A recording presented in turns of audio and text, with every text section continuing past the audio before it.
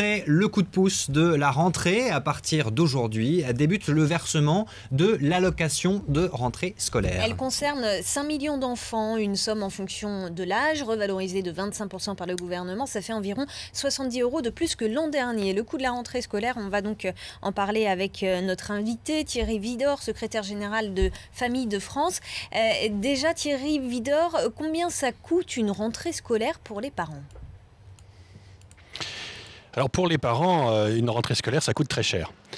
Nous avons depuis 28 ans, et nous avons ce matin donc publié les chiffres pour la rentrée scolaire 2012 en ne comptabilisant que le coût d'une liste moyenne, d'un panel de 46 articles qui représente environ ce qu'une famille doit dépenser pour la rentrée d'un jeune en 6e en ce qui concerne la liste de fournitures scolaires.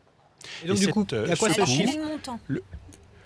Alors le montant cette année est de 192,82 €, ce qui nous donne une augmentation moyenne par rapport à l'année dernière de 2,9%.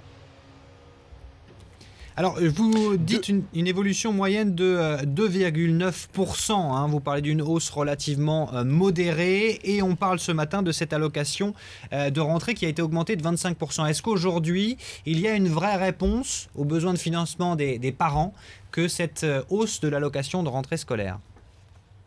Alors, il faut dire plusieurs choses. La première chose, c'est que la rentrée scolaire, la liste des fournitures, la moyenne environ, c'est de 192 €. Mais il n'y a pas que ces frais pour la rentrée scolaire.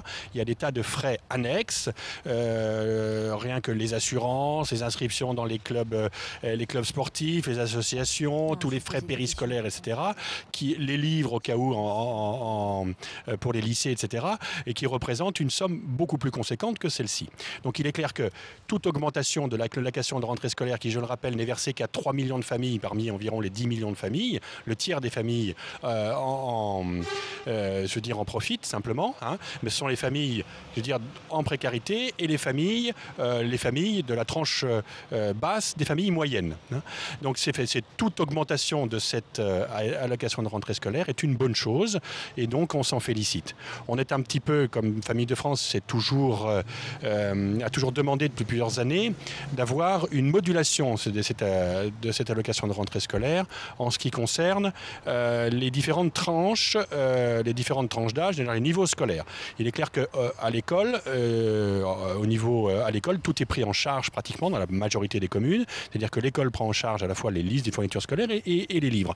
Au lycée, rien n'est pris en charge, ou pratiquement rien, ce qui fait qu'il y a un écart important et on évalue à peu près à 400 € les frais inhérents simplement à la rentrée scolaire pour un lycéen. Et c'est encore plus important lorsque le lycéen est dans une formation professionnelle. On arrive à des coûts qui peuvent arriver à 1 500 €. Vous avez fait une enquête très détaillée sur le coût de la rentrée. En quelques mots, où trouver les meilleurs prix pour acheter les fournitures scolaires ?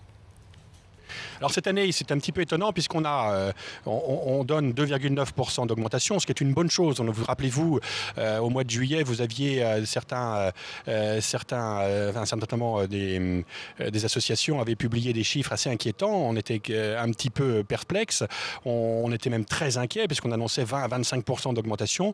C'est une augmentation qui, somme toute, on le voit bien, est relativement maîtrisée. C'est une bonne chose parce que tous les curseurs, autrement, sont pour les familles quand même au rouge.